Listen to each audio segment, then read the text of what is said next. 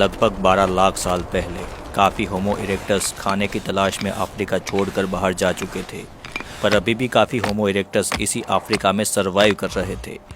एक ग्रुप सूखी नदी के किनारे, जिसमें बस थोड़ा पानी बचा था, उसके किनारे पर बैठा था और अपने पत्थर घिस रहा था।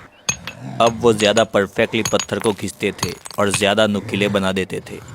ग्रुप की मादा सूखी घास जमा कर रही थी ताकि औजार सुरक्षित रखे जाए।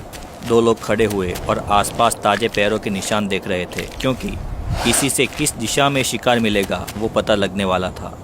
बच्चे बैठकर छोटे पत्थर घिस रहे थे और बड़ों की नकल कर रहे थे। हवा में गर्मी थी, पर सबका ध्यान काम पर था, क्योंकि बेहतर औजार मतलब ज़्यादा शिकार। ग्रुप से थोड़ी दूर एक बूढ़ा नर झाड़ियों के पास खड़ा था और ज़मीन देख रहा था। उसने धीरे धीरे हाथ से सबको इशारे किए और बाकी ग्रुप ने चुपचाप उसकी ओर ध्यान से देखा। कुछ छोटे हिरन नदी के किनारे पानी पी रहे थे। दो जवान हाथ में नुकीले पत्थर लिए धीरे धीरे आगे बढ़े। उन्होंने हिरन के झुंड को घेरना शुरू कर दिया। बच्चे चुपके से बड़े लोगों को देख रहे थे कि कैसे ये लोग शिकार कर रहे हैं। ग्रुप ने एक कमज़ोर हिरन को घेरना शुरू कर दिया और नज़दीक जाकर उस पर हमला करके उसे पकड़ लिया। ये था उनका पहला आज का शिकार। सब ने उसे खाना शुरू कर दिया। औजार से उसकी खाल उतारी गई, जिसे वो अपनी बॉडी पर लपेट देते थे। औरतें हड्डियों से बोन मैरो निकालती और बच्चों को खिलाती। सब लोगों का पेट अब भर चुका था, पर थोड़ा खाना अभी भी बचा था। इस बचे हुए खाने को सब ने उठाया और अपने साथ लेकर आगे चलने लगा। चलते चलते शाम हो गई थी। सब लोग एक गुफा के पास पहुंचे। तभी आसमान में एक बिजली चमकी और एक बड़ा सूखा पेड़ जलने लगा। बूढ़ा नर इसी वक्त का तो इंतज़ार कर रहा था। उसने तुरंत जहां पर आग लगी थी वहां दौड़ लगाई और एक जलती लकड़ी को लेकर गुफा में आकर उस जलती लकड़ी को बीच में रख दी। इसको पता था कि आग को जलाए रखने के लिए सूखी घास और लकड़ी की ज़रूरत होती है। दो नर सूखी घास और लकड़ियाँ इकट्ठा करके लाए। अब धीरे धीरे उन्होंने आग में सूखी लकड़ियाँ डालना शुरू कर दिया और आग को जलाए रखा। ग्रुप ने अपना बचा कुचा मांस निकाला और उसे आग में थोड़ा भुना, फिर उसे खाया गया। भुना हुआ मांस काफ़ी टेस्टी होता है और सेहत के लिए भी अच्छा होता है। दो लोग जाग रहे थे और बाकी सब लोग सो गए। वो दो लोग पहरा देने के लिए और आग में लगातार लकड़ी डालने के लिए जाग रहे थे, क्योंकि आग कोई बार ही मिलती थी और उसे महीनों तक लकड़ियाँ डाल डाल के ये लोग जलाए रखते थे। अगर एक बार आग बुझ गई तो फिर वापस कोई बिजली गिरे और उससे कोई पेड़ जले, इसका इंतज़ार करना पड़ता था। अगली सुबह जैसे ही ग्रुप बाहर निकला, हवा में एक अजीब सी खामोशी फैली हुई थी। बूढ़ा नर हमेशा की तरह पेड़ों और ज़मीन के निशान पर कुछ देख रहा था, लेकिन इस बार उसे कुछ अलग महसूस हुआ। मिट्टी पर गहरे पंजे के निशान दिखे, किसी बड़े शिकारी के। उसने धीरे से सबको इशारा किया, जिसे देखकर पूरा ग्रुप सावधान हो गया। बच्चे तुरंत मादाओं के पीछे छिप गए। दो जवान आग के पास गए और आग में जलती हुई लकड़ी थी वो उठा के ले आए।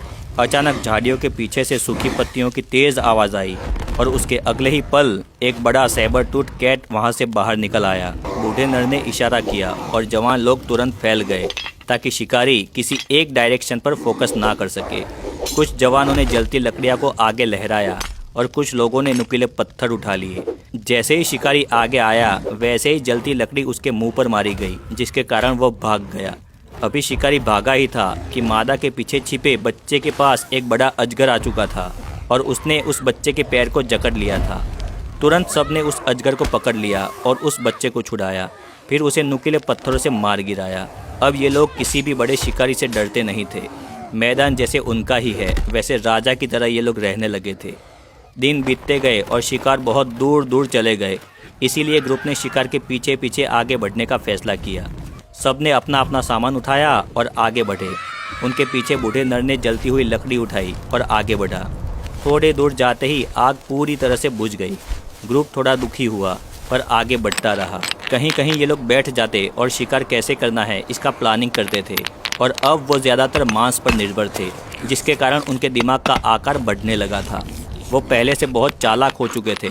लाखों साल ऐसे ही बीतते गए और नई पीढ़ी जो पैदा होती गई वो चालाक होती गई और उनमें काफ़ी बदलाव भी आता गया। अब उनमें ज़्यादा समझ थी और बड़ा दिमाग था। लगभग 6 से 7 लाख साल पहले इनमें से एक नया रूप उभर के आया। ये थे होमो हाइडेलबर्गेंसिस। इनका चेहरा काफ़ी बदल गया था। इनका फ्रंट फॉरहेड अब ज़्यादा ऊंचा और ब्रॉड हो चुका था, जो उनके दिमाग के लिए जगह देता था। बड़ा दिमाग मतलब ज़्यादा समझ और ज़्यादा सोचने की शक्ति। चेहरे की हड्डी मजबूत थी, लेकिन उनकी पॉपुलेशन अफ्रीका में बढ़ रही थी और शिकार कम हो चुके थे। इसी वजह से कुछ लोग अफ्रीका के बाहर निकले और यूरोप की ओर चल दिए। ये लोग आगे चलकर नियंदरथाल बनने वाले थे।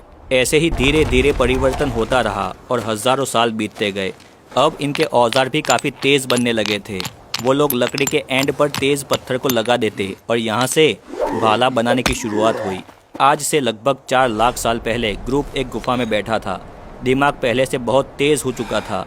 एक बूढ़े नर ने सोचा कि बिजली होने पर सूखे पेड़ जल जाते हैं और ऐसी ही चिंगारी औजार बनाते वक्त 2 पत्थर टकराने से होती है। उस बूढ़े नर ने सूखी घास को लेकर बीच में रखा और उसके ऊपर 2 पत्थर टकराए। चिंगारी उठी। 2-3 बार ट्राई करने के बाद सूखी घास ने आग पकड़ ली। सब लोग इस आग को देखकर खुश हुए, क्योंकि इतिहास में पहली बार इंसान ने आग जलाई थी। अब ग्रुप के सभी लोग 2 पत्थर लेकर आग जलाने की प्रैक्टिस करने लगे। बच्चे इन्हें देखते रहते।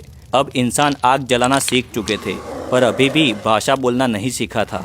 धीरे धीरे पीढ़ियाँ गुजरती गई और बच्चे और डेवलप होते गए। अब टाइम आ गया था।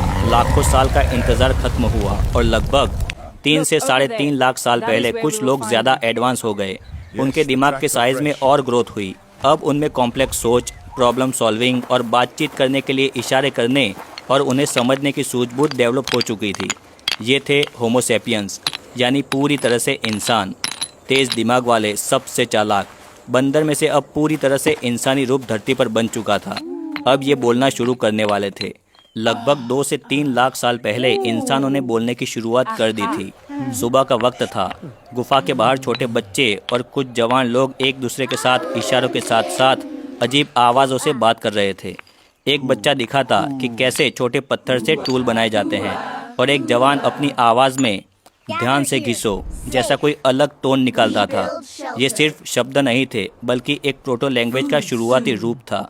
जैसे जैसे दिन गुजरते रहे, इंसानों ने इस आवाज़ को और साफ साफ बोलना शुरू कर दिया। एक दिन जवान ने एक शिकार देखा, तो उसने कोई अलग ही आवाज़ निकालकर सबको बताया कि शिकार यहाँ पर मौजूद है।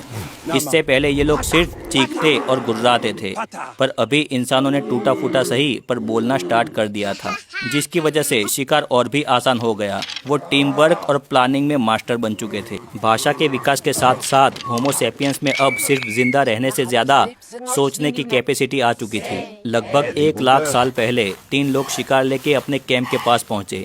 मादा ने 2 पत्थर घिसकर आग लगाई और मांस को आग पर भूना। सबको एक एक टुकड़ा खाने के लिए दिया। तभी एक बूढ़ा इंसान, जिसकी उम्र ज़्यादा हो गई थी, वो गिर गया और उसकी मौत हो गई। सब ने उसको उठाया और एक जगह लेटा दिया। उसके बाद ग्रुप के कुछ लोगों ने अपने शार्प औजार से बाजू में एक गड्ढा खोदना शुरू कर दिया। गड्ढा खोदने के बाद उस बुजुर्ग की लाश को इंसानों ने उठाया और गड्ढे में दफनाया।